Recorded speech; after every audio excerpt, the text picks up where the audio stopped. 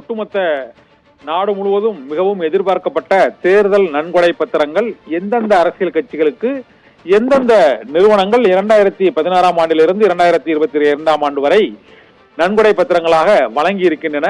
அதற்கு பிரதி உபகாரமாக ஆட்சி பொறுப்பில் இருந்தவர்களிடம் என்ன பலனை அவர்கள் அனுபவித்திருக்கிறார்கள் என்பதை அறிந்து கொள்ள ஒட்டுமொத்த தேசமே எதிர்பார்த்து காத்திருந்த நிலையில் உச்சநீதிமன்ற உத்தரவுப்படி State Bank of India, Bharat State வங்கி தேர்தல் நன்கொடை பத்திரங்கள் தொடர்பான விவரங்களை தேர்தல் ஆணையத்திடம் சமர்ப்பித்தது.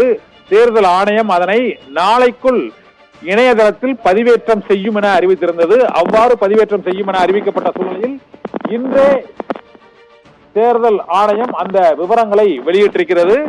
இந்த விவரங்கள் நன்கொடை கொடுத்த நிறுவனங்களின் பட்டியலை தனியாகவும் நன்கொடை பெற்ற கட்சிகளின் பெயரை தனியாகவும் பட்டியலிட்டிருப்பதால் எந்த நிறுவனம் எந்த கட்சிக்கு எவ்வளவு கொடுத்தது என்ற விவரங்கள் உடனடியாக தெரிவதில் சிக்கல் ஏற்பட்டிருக்கிறது. இருந்த போதிலும் குறைந்தபட்ச நேர்மையோடு ஸ்டேட் பேங்க் ஆஃப் இந்தியாவும் தேர்தல் ஆணையமும் நன்கொடை பத்திரங்கள் தொடர்பான விவரங்களை இப்போது வெளியிட்டிருக்கிறது.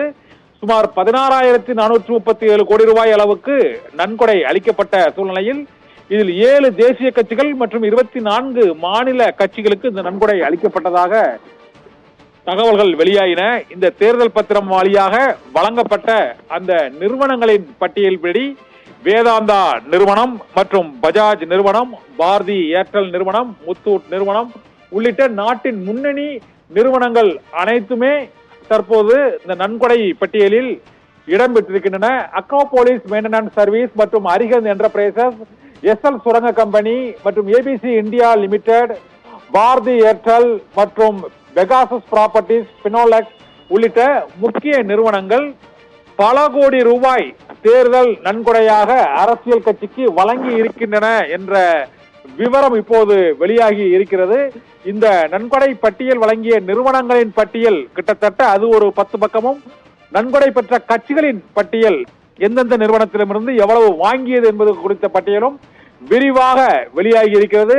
ஐடிசி லிமிடெட் மற்றும் குஜராத் புளோரோ கெமிக்கல்ஸ் லிமிடெட் உள்ளிட்ட பல்வேறு நிறுவனங்களும் இந்த தேர்தல் நன்கொடை பத்திரங்களை அரசியல் கட்சிகளுக்கு வழங்கி இருக்கிறது. கெவெண்டர் ஃபுட் பார்க் இன்ஃப்ராஸ்ட்ரக்சர் லிமிடெட் மற்றும்